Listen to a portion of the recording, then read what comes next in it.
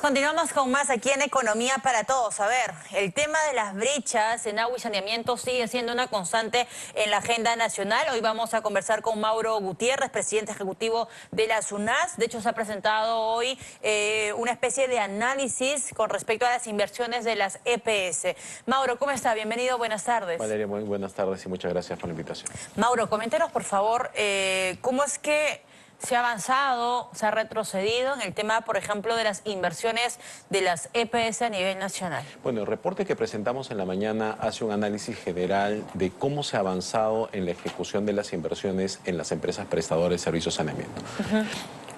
Voy a decir que hay buenas y malas noticias. La mala es que estamos de la totalidad de programación de inversiones que tenían las empresas prestadoras, ¿no?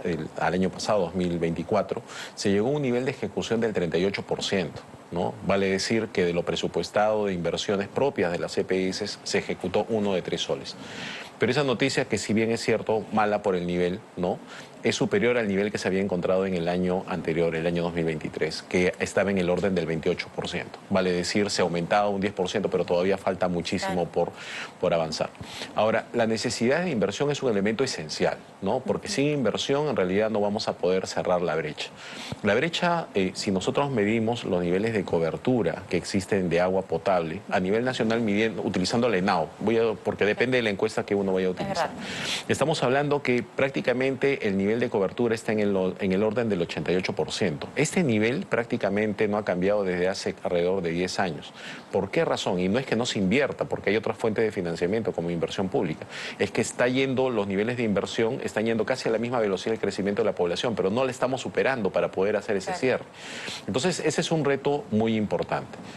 El segundo dato central que hemos podido justamente analizando la situación de necesidades de inversión, es que ahora la estimación de inversiones que se requiere para el cierre de la brecha, mirando lo que se requiere ahora y mantener ese cierre en los próximos 30 años, se requiere aproximadamente 138.000 millones de soles. ¿Que era más de lo que se tenía al cierre? Así es, porque si nosotros mirábamos los reportes anteriores, ¿no?, y seguramente en una entrevista pasada yo habré dicho una cifra distinta, que era 120.000.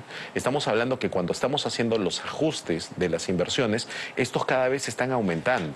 Ahora, no es un tema a sorprendernos. Este número que te estoy diciendo es 15% mayor al que ya había dicho antes, que era de 120.000. Estamos calculando en 138.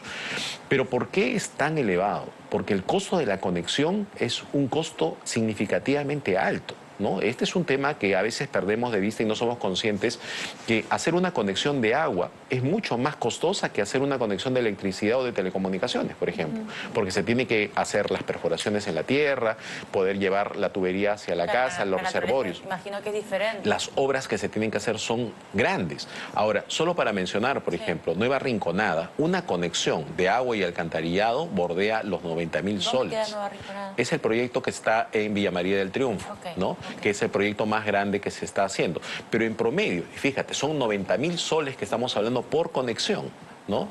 Si nosotros lo relativizáramos esto en términos de sueldo de salario mínimo, estamos hablando de que prácticamente se tendría que destinar el sueldo de 8 años de salario para poder cubrir esa inversión por conexión. Ahora, Mauro, perdóname que te interrumpa, pero ¿cómo entra en juego en esta ecuación las famosas APPs? Y lo digo porque ya el ministro de Economía ha señalado que es una de las banderas que él tiene, justamente el fortalecimiento de las APPs, que fueron hace muchos años, digamos, una salida para impulsar la inversión en nuestro país. Es bien importante lo que señalas, ¿no? Porque lo que yo estoy mencionando son los requerimientos de inversión y la pregunta es, ¿estos requerimientos de inversión están ya aparejadas de fuentes de financiamiento?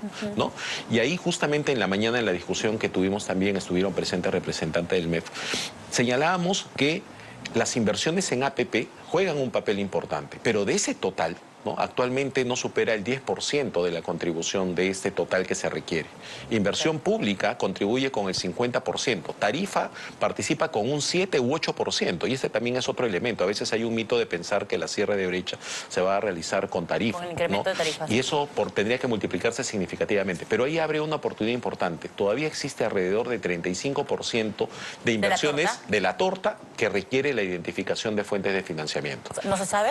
Es que necesitamos identificarla. Esto implica oportunidades para poder hacer más APPs, por ejemplo, pero también definitivamente ir de la mano con un proceso de inversión pública más activa y que justamente sea más dinámico. ¿Qué se espera para este año con respecto al trabajo y el avance que se puede hacer respecto a las brechas en agua y saneamiento, Mauro? Un elemento importantísimo es tratar de ver cómo aceleramos las inversiones. Creo que ese es un elemento esencial, tiene que ser el elemento central. No podemos tener proyectos de inversión que demoren más de 10 años en su ejecución o en su formulación, porque si no, simplemente el crecimiento poblacional va a terminar superando la ejecución de las inversiones. Y esa es una de las conclusiones a las que llegamos. Tenemos que colocar al tema del agua potable como un elemento esencial, ¿no? Que la ejecución y la evaluación de los proyectos se aceleren, que se destraben los proyectos que muchas veces están judicializados, ¿no? Existen muchos proyectos que están parados. Se estima que hay más de 2.700 millones que se requieren para cerrar muchas de las inversiones, que son más de 400 proyectos que están en stand-by por problemas de paralizaciones, pero que te generan dos externalidades. Primero es la plata hundida de esos proyectos, pero lo segundo es que tú sabes que en un proyecto de inversión pública, cuando está paralizado, no puedes invertir en esa misma zona.